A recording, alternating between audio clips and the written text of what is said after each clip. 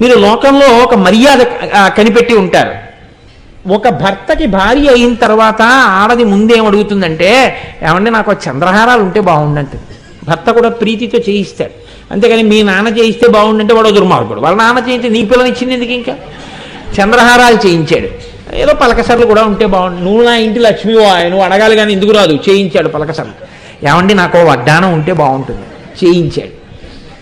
మీరు గమనించండి, ఒక 50 ఏళ్ళు వచ్చిన తర్వాత ఇప్పుడు ఆ స్త్రీ అంటుంది, ఏమండి నా వడ్డానం తీసి కోడలికి ఇచ్చేస్తానంటే, నువ్వు పెట్టుకోవా వడ్డానం? ఇంకా నేను పెట్టుకోవడం ఏంటండి? ఇంట్లో కోడల వడ్డానం పెట్టుకు తిరుగుతుంటే చాలదా? మీరు గమనించి ఉంటారు, పెద్ద కుటుంబాల్లో ఒక లక్షణం ఉంటుంది. ఇది మా అమ్మగారు పెట్టుకున్న నగలని ఇంటికి కోడలు రాగానే ఆ నగలు ఆ కోడలకు అలంకారం చేస్తారు, పరంపరాగతంగా వెళ్ళిపోతాయి. ఒకప్పుడు తనవి అన్నవి తన కోడలికి ఇచ్చేసి కోడలు పెట్టుకుంటే సంతోషపడిపోతుంది. కన్న కడుపు కూతురికి కన్నా కోడలికి ఇస్తారండి నిజమైన ప్రేమ ఉన్న అత్తగారైతే. అందరూ అటువంటి వారే. నా దృష్టిలో అయితే అటువంటి సంకుచితత్వం ఉన్న అత్తగారులు ఉన్నారని నేను అనుకోను. ఎవరో తెలియక అమాయకత్వంతో ఉంటే ఉండవచ్చు.